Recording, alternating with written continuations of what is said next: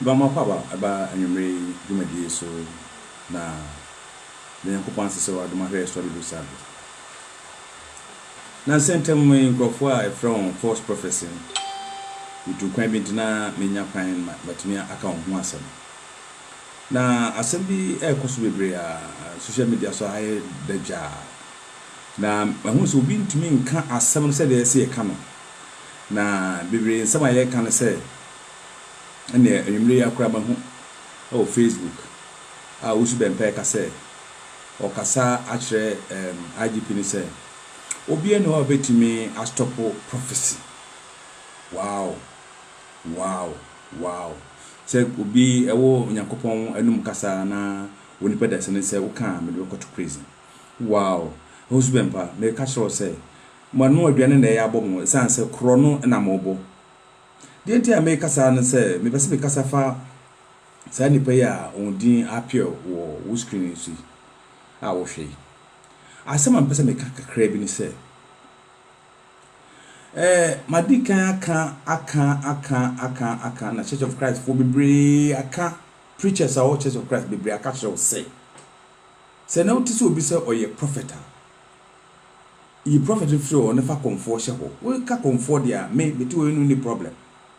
Sasa akomfo adwuma enene won wa se ye prophecy no onwo ye ya no sorry on Church of Christ for ni honkronkron ni wonma de efre honkronkron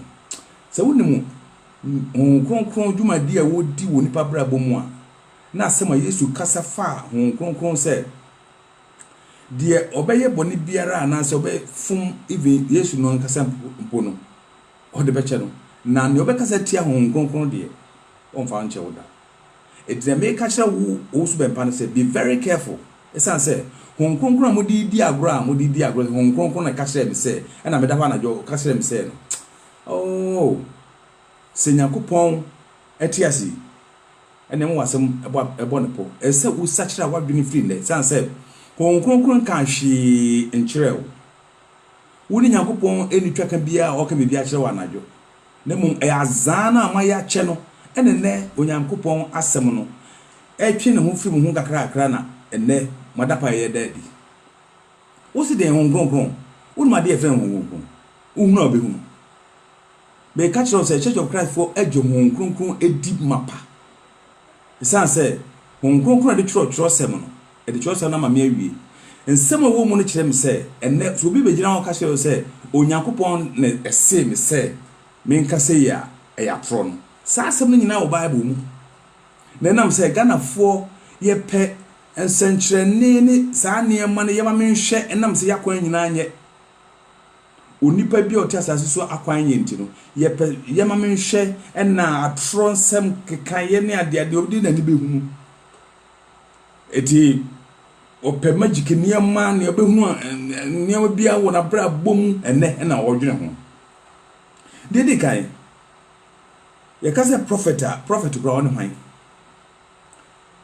etora bia osu bempa se ye frɛ no apostle etora bia o se ye frɛ no de ben reverend Ghana fo bebre akosku akase fan fo se abode nanso no won nim se reverend Onyankopɔn din won nim se obi ye frɛ wa apostle of Christ Jesus Christ na ye zani pano wo so no e wo qualification be between their frɛ o Bible kwan so won nim se frɛ obi prophet ya pam dada mu asem ne yeka enam sa pam dada na twam apam foforo no ho ndi no professor wo apam dada mu no na ya adom akyede na adom akyede no wo hefa ne yensua kyerosem no na ama sa nkrofo wani mu edi sebe ahukasem ekyere yen wo abrabo yi Yesu ti ase no obeka asem bi o se Saboso mo pe prophet ahwedia na otwa to kra John the Baptist ye Luke 16 and verse number 16 John suboni ne be dan Yesu ekireye eno so mo pe sa John no mo pe prophet otwa to dia ani John na nu akire wo pe ahenie no awura wo pa sori mu akwa ye de ni bre obi a oni abre so peso unya nkwama unkwaje ma okra no ene yekowuram enye prophecy biem adoma chede a ye kan Yesu de o say prophecy na be so John the Baptist so enokre so Luke 16:16 sa na wo kan se ye ka se professor ewo apamfoforo mu a adoma chede sa adoma chede no nso no sa apostle amfanansa anto so a impact sa tumi na mawa oso obi a oboa enye nokre sa say unya bra kan Acts chapter 8 e free wo de fa free paso tia se pa fa free 9 e kono kan kusi be say 18 ni 20 story bi ho afa Simon America for Simon no ye huru kasem oye nkonya ne sa ne ma nkrofo na gina tum o Samaria free ko preach ye ojasem ne die ogidi suma se yenko Fred John ne Peter Emra no phone se bigu won waji asem na di so se a Christopher no se ohunu se edamasomafo no nsa so nkuto no nipa timinya sa adoma chede ne bi to the sky wura se se o de kokoto bi na Peter kajes wonu sika nyina anyira sa story wo ho eni se wo ma wi fikura ade na tra ho sa story we wo ho enye honko an abu Bible no say obi kase wo ye prophet na oboa so obi so ya apostle Acts chapter 1 every 19 we kan abra ebra ne Yesu John the Baptist obo na su na Yesu be di djuma die ni ade no age obi odi wani witness ye hu se ade we ampa me ho ye se ni pa no ekwa koduru se de Yesu bona senem no so frɛ wufu no se ni pa ni bi na we witness to na na amane hu be hu na asase so se ni pa no tumi apostle man ye obi ka so reverend okwa apam dada mu a Psalm 111 verse number 9 okay Old King James version na e kan say obi a friend reverend no eye onyankopon reverend eye onyankopon na say me hu say obi wo ha wo kan yankopon asem a na o pewedi watem Psalm 111 and verse number 9 onya bra hwehwe Old King James version and also hwehwe through mobile so it says Psalm 111 and verse number 9 no e dey asem e na oka na sema oka no tete an say ba sure ma hwehwe niwa eni ho but be try say metumi akenkan na mu yemfa ehunu say engrofo we no azana onye no enne de on eto ana say onyame ayi ntuma na afiri won so na yehwe wo say he sent redemption unto his people. He has commanded his covenant forever. Holy and reverend is his name. Holy and reverend is God's name. And then the Onyakopon odin no onipa da sense e ono adin. Psalm 111 verse 9. Old King James version. Eti ya transia microphone ma dada yen de de kan wasem. Na me Ghana menim say awon asuma boso no do so chen onwa enim Nyakopon akwan. Na me de me kan say o hwa awon do be sen. Ba eye fie bi tsanu ma enum no ene enim Nyakopon akwan. O wa kan nyinara edi akonfo yechi. Ena ne bete say ya chi Shatawale. Na chi Shatawale no. Me okwan bi so no eye apevi we bi ama nipa eye sa ahurukasem no se ochire bi woka obi asem e de ehu ahye ne mu a wadwene hunu nyansa chirosem kwan so hwan e na onya sa kwan ne bi keka sansem yi bi kire obi e wo Bible mu ayatwa to ho oka wo say Hezekiah mama ka sam chiro mo nsam keka kan sa no mo hwe yie pa Hezekiah nsa kan asem no ifiri Isaiah ho no Isaiah mon pay ama no. Most then they say, bra, me mon pay man, come and let me pray for you. Na me ma owon feels. Isaiah, wa mon pay ama Hezekiah. Hezekiah na kasa na bon pay no Yakopon say me den fie du no mato aka won fie. Yesua Bible can cancel entiase. Na ya chi Shatawale no. Kofu bebre se o Shatawale we dwe no ese me de ka men konkon mo man nkose de yeko no. Me no se Shatawale chi ya chi no. Ni ya chi nipa ebia oka ho no. Ma bi nyina kirem se sa Shatawale chi ya chi no no. Ni ya chi sa osofo no. Ese papaya IGP your friend sample IGP Dr. George Akufu Dampare say adia sa kwan so no tran fie mienson se fie na yo say new government oba NPP na e so say so call retirement o ebe bresa prophecy sam no ebe bre na se papa yi de be ma nipa awuru no kre no obi timi transia o se Yakopon se na odi ehu awura nipa mu se de be ya obenya obibi de adi ya nhwe ade ewo Jeremiah 23 na ya nhwe verse 16 and 17 Jeremiah chapter 23 verse 16 and 17 kwa be yesterday it's been a long time you did this. Keep doing it. Me too kwa me ko Ghana ntia na munhu me no. Ko Ghana ko share kakra. The woman say, "Hwe ti asema wo kan ha." O say, "Wo kan 16 na 23:16 no. Asema wo kan ni. Ya 17. Jeremiah chapter 23. But of our Bible nenko. Ya 16. O se asafu awrade asie ni. Muntie adifo a wo hyem nkom no nsem. Wode mu kɔ ahuhudie mu. Tie ni ye o. Bible say muntie adifo a wo hyem nkom no nsem. Jeremiah mreso na saa konfoi won waye ma say twom. Obi asem ye odifo ezu Yakopon kasa nkyere na Yakopon nim sisa nkrofo we bebre eno nam Jeremiah so e ka kire won say the weeping prophet what we transition adena abu afan so e dey nkura na ekoso eno say asafo awrade asie nie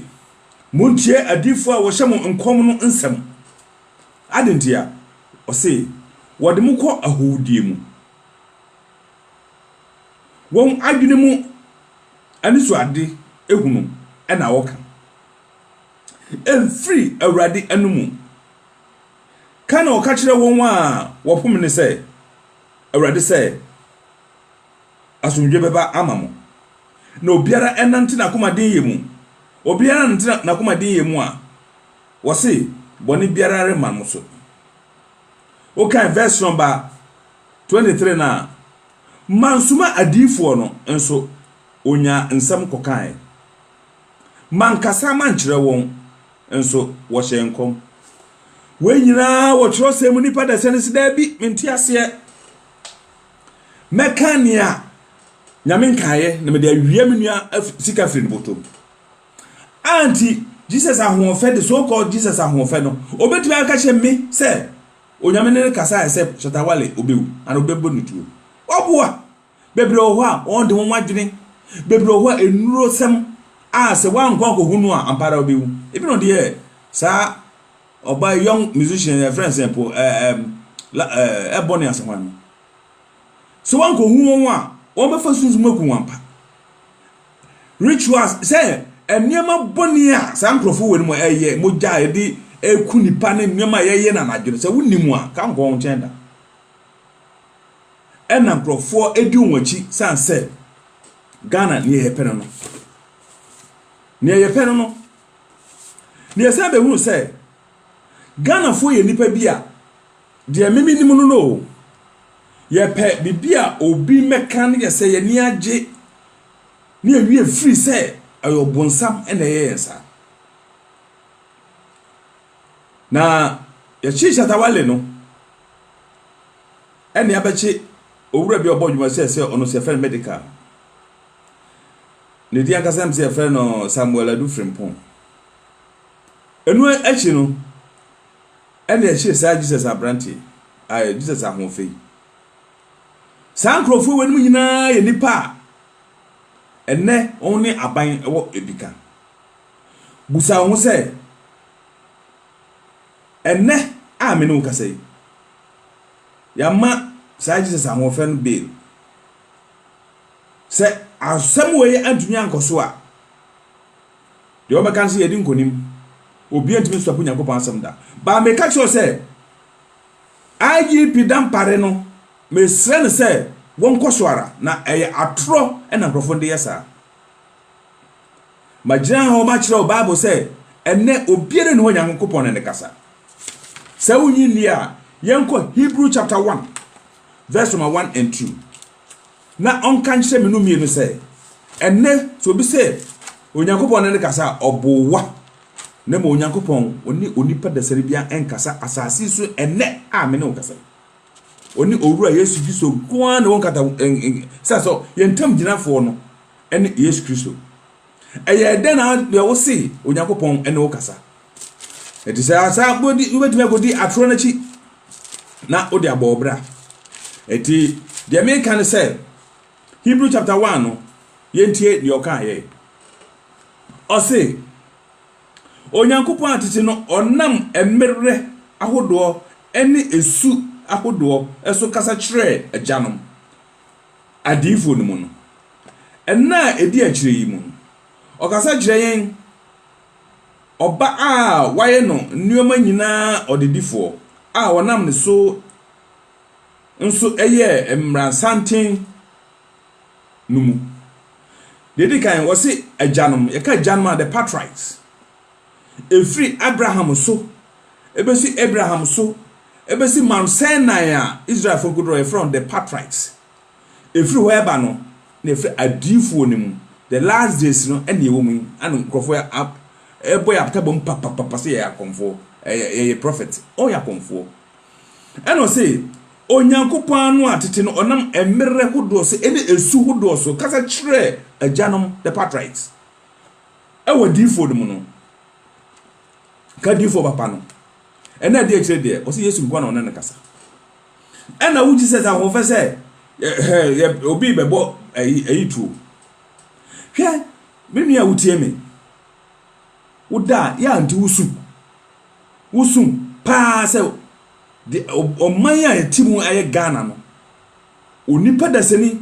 wiawia sa atwi onyame nipa de gogu osayem Yesu kan yampa mede ba no ba wie no Yesu kan yo o ka se yen kura wo Church of Christ no se yan hweyi a san profe on ba be wie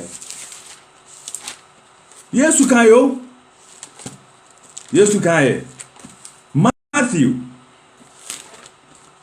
Matthew chapter 24 yako 24 nenti asemo a Yesu oka no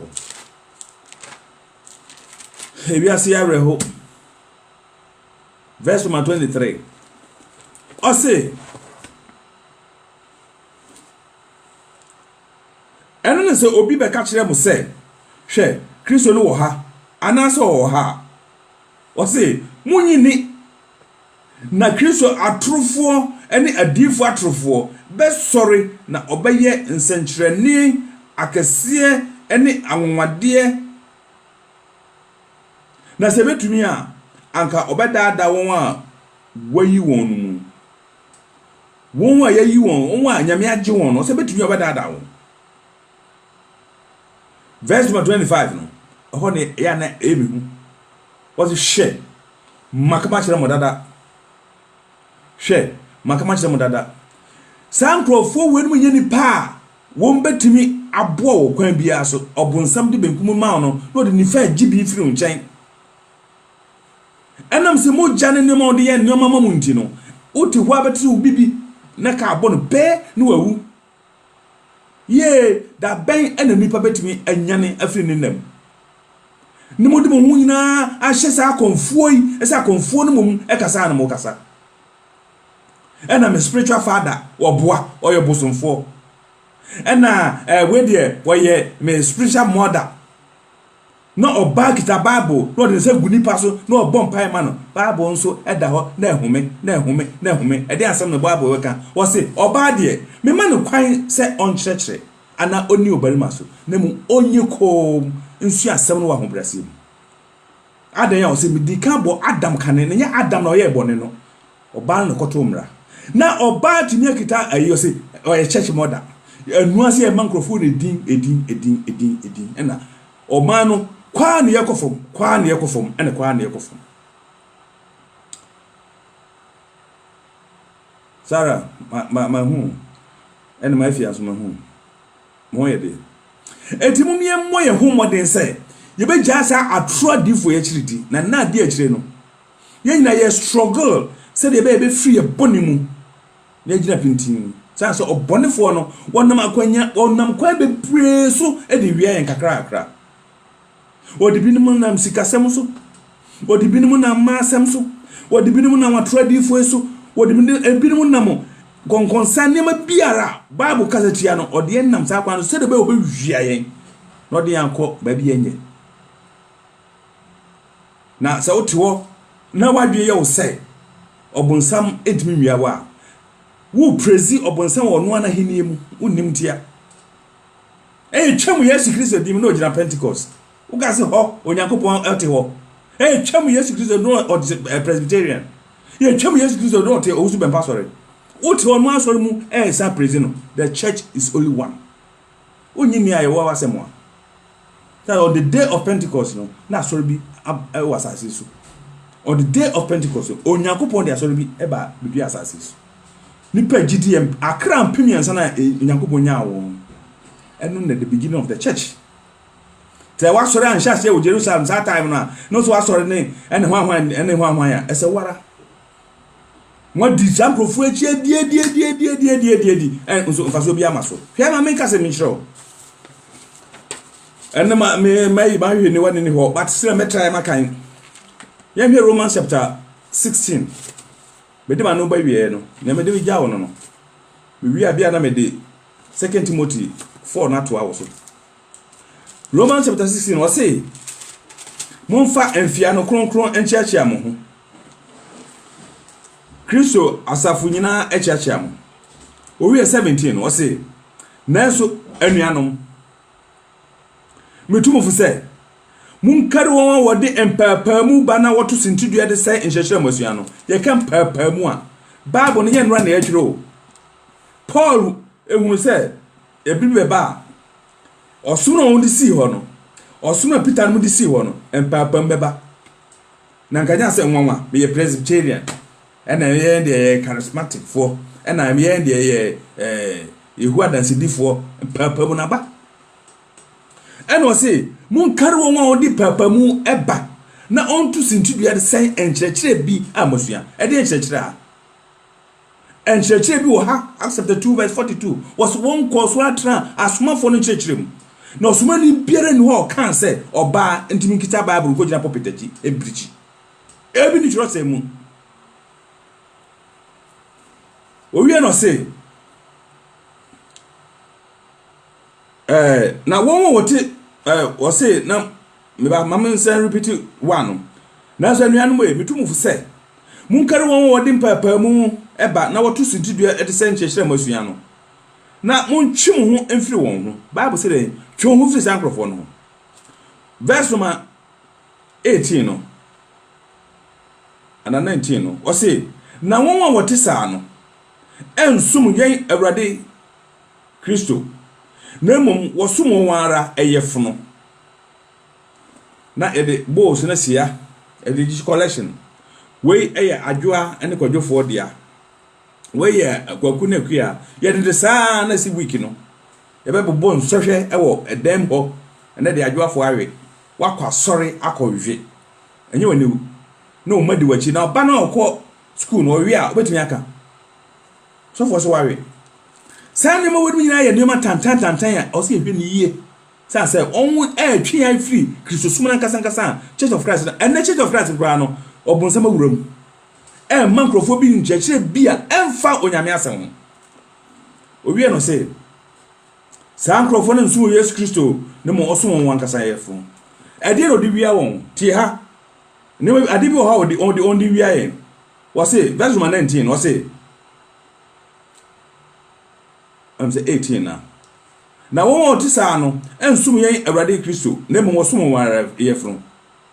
bi ni say na ode techire ma de ene adokodoko sem edada won a wonim bone no akoma techire ma de won wan won sore no asore won wa pebrochire akọ no asore abrochire matran fie de sem bi no me da so ha be di Ghana be 9 months be da so okrom ha o ubu sem abrochire asem a say America hefa menim me kire wo me ba bia me ko da kra menim ho asem san say abrochire ha nya heaven abrochire yempanifo na nia moa yam padwuma ame anye free na bebre atwam anka abrochire kro bia ma ama yema mo tawe na edimirika na mkrofo amanso e de da ha braba he bi da bridge ase won pa abrochire ko mra won pa ba bia ko mra won yese mra won pa se ye won pa kunu ye di jimusika dampare aba wasimu mo amope nkom hye no ye show bi nkom na yem hye na bra be report ma no obeche no utumi fa hu enhye obi mu emfa mbona po eye kro no se mu nima me ka hye wusu bempa o pese o attack prophecy why prophecy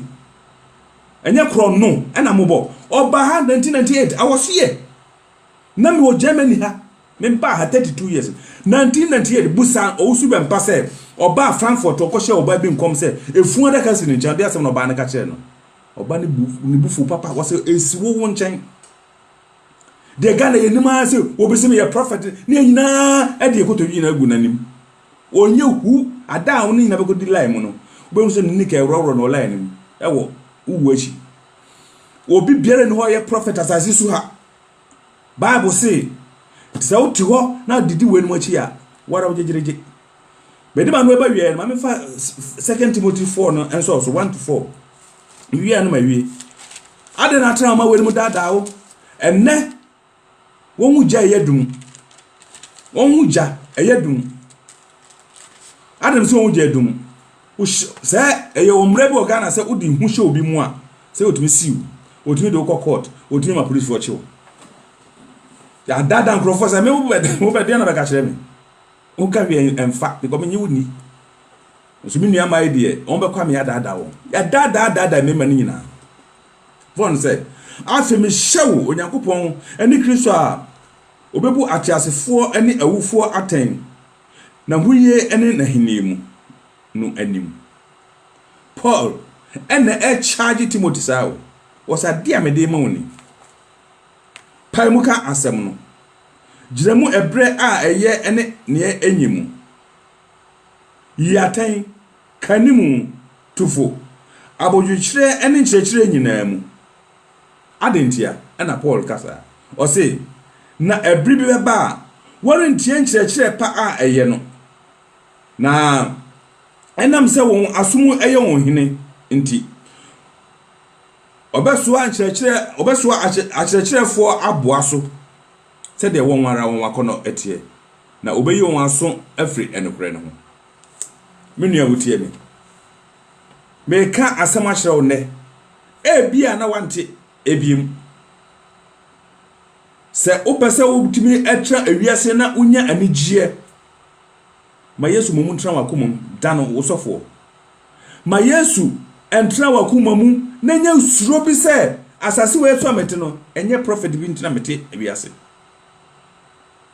sanse enumi enka obi ode ne ho wire ehye onipa mu nemum asumdwie na enka obi ode ne wire ehye onyankopon mu enase enka Awurade edin da na onyankopon ya do ma besa to enka bi bedamase